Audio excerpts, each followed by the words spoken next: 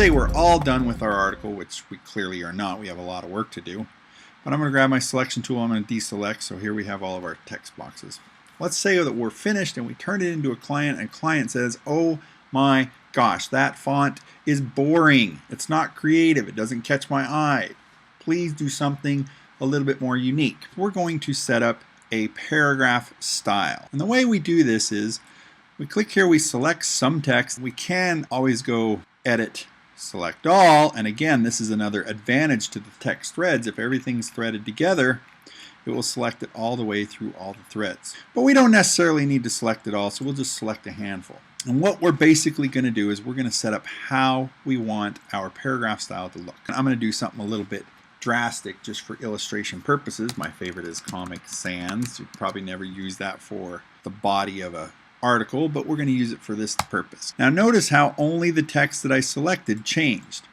Let's go Comic Sans, bold. Again, you probably never want to use this for a body text, but we're going to do something kind of extreme. And over here you'll notice, again, I'm working on my character formatting controls because we're just dealing with individual characters. But you can also adjust your paragraphs. Let's say we wanted it centered or whatever, or indented. We're going to go ahead and leave it aligned left. And we can click on the fill and make it, red. Let's just do something crazy so that you see what it looks like. So once we have it set up the way that we want, we go into our paragraph styles panel, or of course we can find that under window styles, paragraph styles. And in our drop-down options, we're going to choose new paragraph style, which we are going to create. And it will open up a dialog box where we can adjust different parameters. You'll notice right in here, I can adjust all the controls that I adjusted up here. The font family, bold, character color right here. Okay.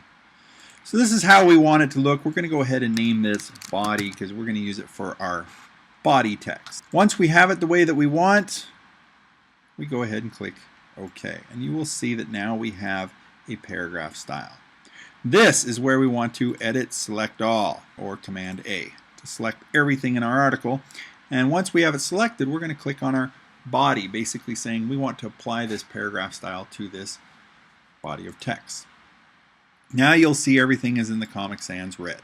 Let's say the client wanted this, you turn it in, and the client looks at it and goes, wow, that red is burning my eyes. It's got to change.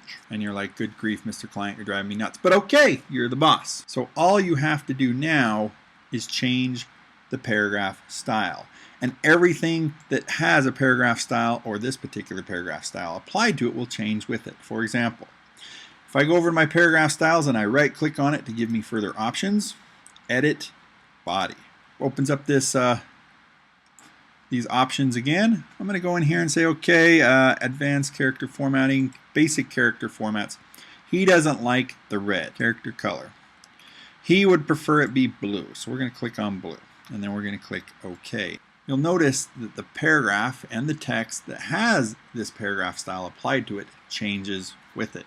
And so you turn in the client, he says the Comic Sans does not work, sorry, it's got to go. Edit body, he likes Helvetica, fine, Helvetica. Says it's too big for body text, so we're going to put 10 points and click OK, and it applies to everything that has that paragraph style applied to it. So if you're working, let's say you're writing a novel and there's 530 pages and your client does not like the font, this is a quick way to adjust the font throughout the entire document and to keep it consistent. Let's say that I had a headline up here.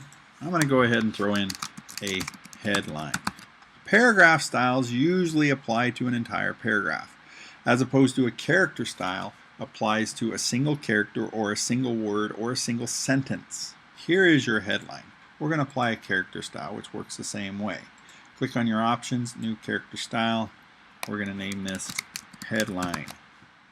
Now you'll notice here that a character style does not have near as many options as a paragraph style, because basically we're just dealing with individual characters. You don't need all of your paragraph justification and stuff like that. We're going to make it red. In fact, we can add a stroke here of black. Click OK. And now we select this and say we want to apply our headline, which is red with a black stroke. This is how you do a character style. So now let's say we wanted to add some style to our paragraph.